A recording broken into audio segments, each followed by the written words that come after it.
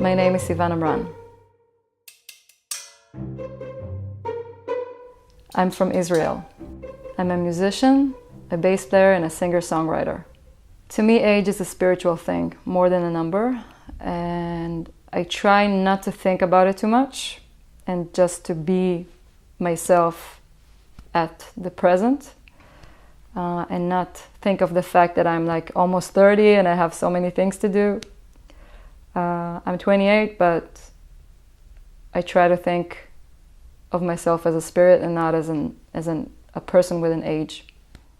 Actually, I'm a vegetarian, so I really don't think that we're the only intelligent animals in the universe. I think that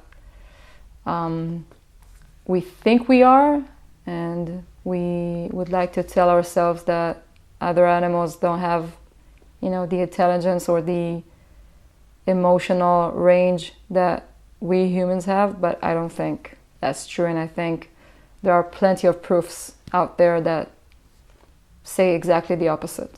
The worst sickness today is money. It's not really a sickness. It just makes people do things out of what to me is a very wrong interest. For example, doctors who actually, can act out of a financial interest, and by that can cause a really serious damage to a patient, for example. And unfortunately, things like that have happened before. And I think, money is important, but it's a matter of, of priorities, I guess. When people put money before a person, that's a problem. That's a serious problem. And again, money is important. You make a living out of money. Money makes the world go round, but it's a matter of priorities. And I try to see the person before I even look at, the materialistic things. I've realized that from a very young age, even without realizing that I wanted to be a musician. I just knew that I really love music, and that music is the reason I wake up in the morning. And as I grew older, I started actually making music and experiencing this wonderful feeling of composing and writing and creating something of my own and sharing it with an audience. And I think it's the most amazing thing a person could ever ask for, because I think it's a gift to actually have that thing that is called music such a big part of your life. It gets too clouded in this danger zone. My brain's expanding as my horizon, a pounding beat of familiar sound. Yeah.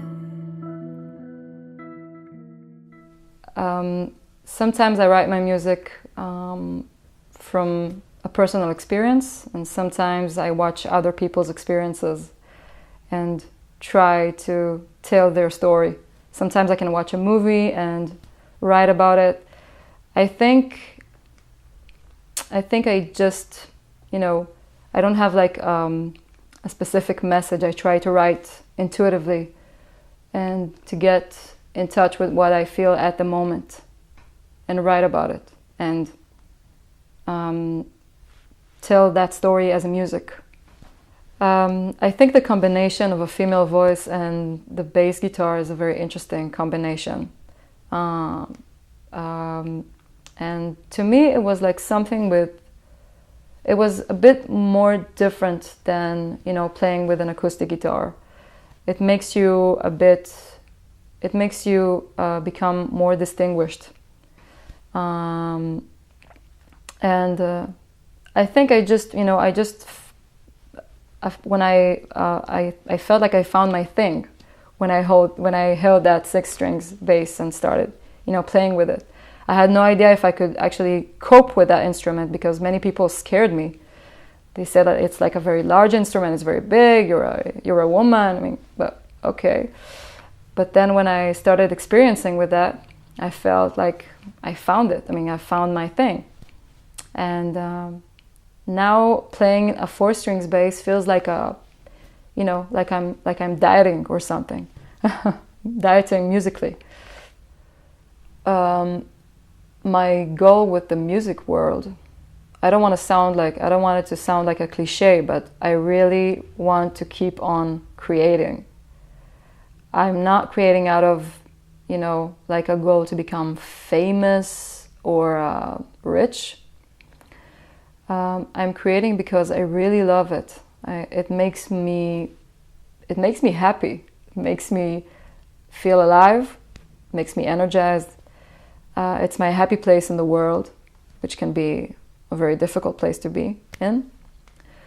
And when I was younger, not that I'm old right now, but when I was younger, my goal was to become famous and to have fans. But then when I grew older, I realized that I don't want to create out of that place. I want to create out of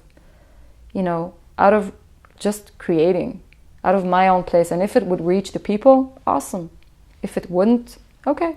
I'm still making music. That's the reason I wake up in the morning. People who are outside of that, whole personal experience, because to me, being a musician and making music is a personal experience.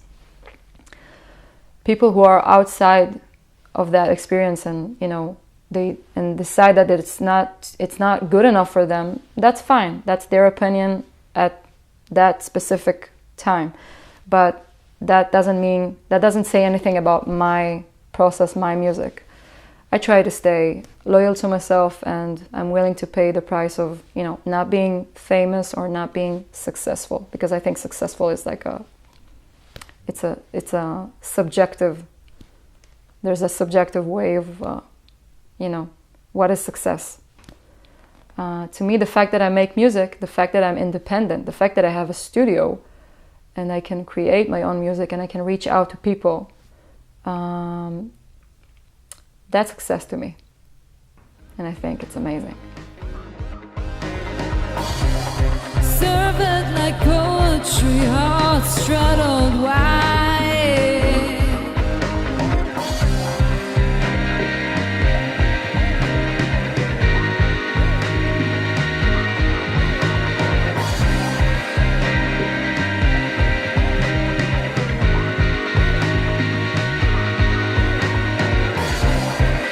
Make her paper rise. Gaze at it straight forward in the eye. My current project is my upcoming EP, which I've been working on for the past months. And the thing that is most... the thing that I focus mostly on this EP is production. I really enjoy this producing process, because my debut album, I've also produced my debut album, but it was a very, like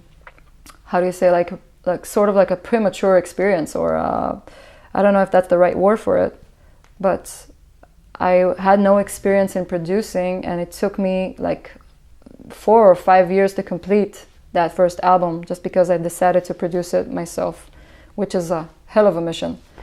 And it was very complicated.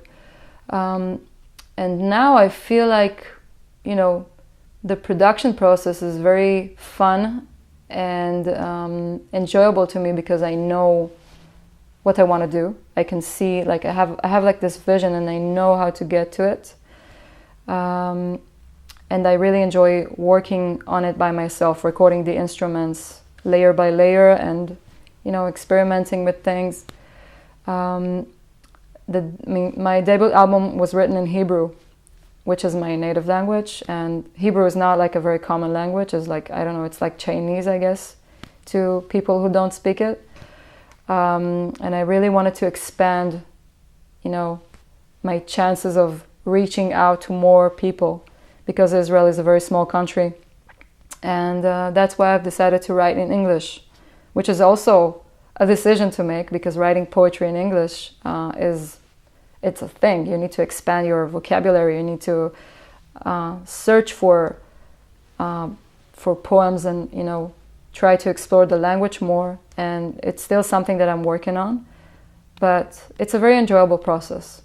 I really enjoy the process. Well, I have this thing with 90s pop music. So I guess one of the covers would be like Madonna's Beautiful Stranger, which is a wonderful song. I think I would have covered Tori Amos's Raspberry Swirl, which is an amazing song. I think it's an important song.